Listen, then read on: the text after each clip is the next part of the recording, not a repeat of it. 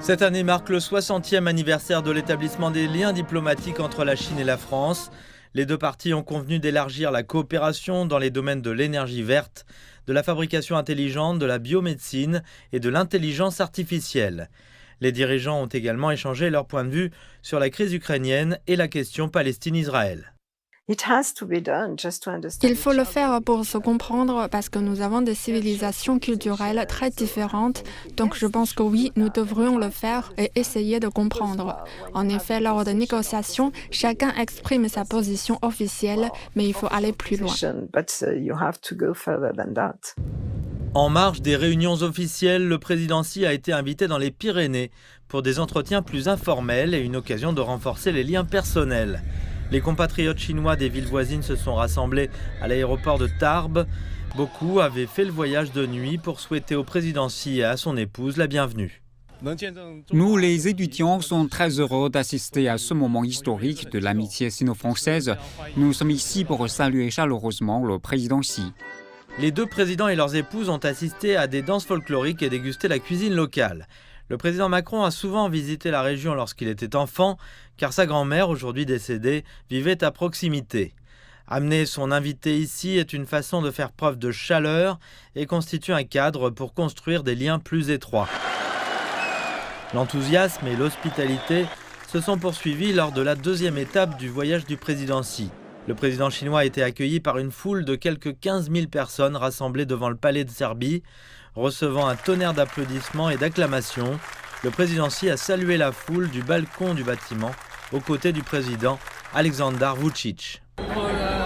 Pour notre pays, pour notre président Vučić et pour nous, cette journée est très importante. Merci pour tout. Au cours de l'entretien entre les deux dirigeants, le président Xi a déclaré que l'amitié à toute épreuve entre la Chine et la Serbie avait résisté à l'évolution du paysage international. Ils ont convenu d'élargir la coopération pour générer des impacts économiques et sociaux positifs. Nous prévoyons une collaboration dans la recherche spatiale, mais aussi dans la lutte contre la pauvreté. Ce sont nos deux sujets principaux. C'est une journée extraordinaire pour la Serbie et je pense que c'est un grand pas pour la collaboration future entre nos deux pays.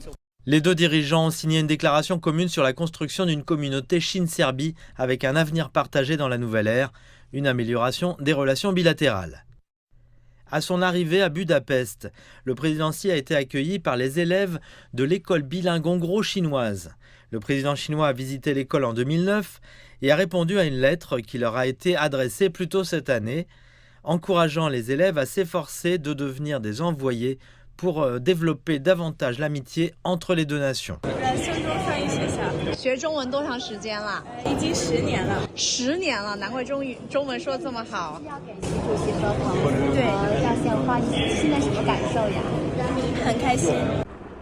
Les échanges entre les peuples ne sont qu'un exemple de coopération, les deux pays élargissant leurs liens dans le cadre de l'initiative La Ceinture et la Route. L'initiative La Ceinture et la Route vient de Chine vers d'autres pays. J'appelle cette partie de l'initiative l'ouverture occidentale de la Chine. La Chine et la Hongrie ont décidé d'élever les relations bilatérales au rang de partenariat stratégique global à toute épreuve dans la nouvelle ère. Le voyage de 6 jours du président Xi marque sa première visite en Europe depuis près de 5 ans. La France est aujourd'hui la plus grande puissance de l'Union européenne. Il est donc très important de discuter avec elle. La Serbie et la Hongrie sont au centre des pays d'Europe de l'Est. Elles sont le plus grand partenaire de la Chine. Et bien sûr, pour nous, la Chine est le plus grand partenaire en dehors de l'Union européenne. La Chine considère l'Europe comme une dimension importante de sa diplomatie des grands pays.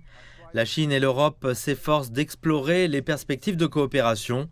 La visite du président Xi en France, en Serbie et en Hongrie a permis de tracer les grandes lignes d'un développement futur sur le continent eurasiatique.